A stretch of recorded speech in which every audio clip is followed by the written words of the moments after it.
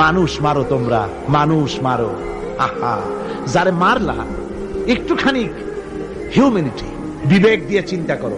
যাকে মেরেছ ওই রাত্রে তার বাড়ির কাছে যাও, ওই রাত্রে গোপনে তার বাড়ির কাছে গিয়ে দেখো তার মা কিভাবে তার সন্তানের জন্য কাঁদতেছে, মায়ের কোলটা খালি হয়েছে বলে কিভাবে কাঁদতেছে, তার বাবা কিভাবে কাঁদতেছে, তার বউ থাকলে কিভাবে ছটফট করতেছে, তার কলিজার টুকরা সন্তান থাকলে কিভাবে আব্বা আব্বা বলে কাঁদতেছে।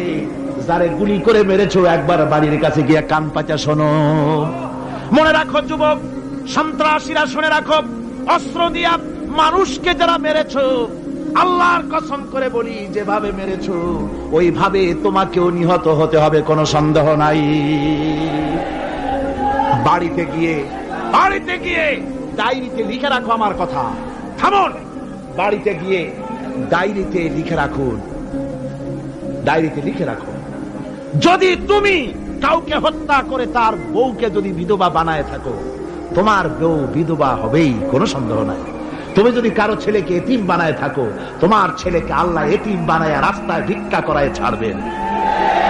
তুমি যদি কারো বাপকে মাকে কাঁদায় থাকো, আল্লাহ রাব্বুল আলামিন তোমার মা বাপকে কাঁদাবেন। তুমি যদি বেয়নটের খোঁচা দিয়া, ড্যাগারের খোঁচা দিয়া একটা মানুষকে যদি বুক ফেরে থাকো, তোমার বুকটা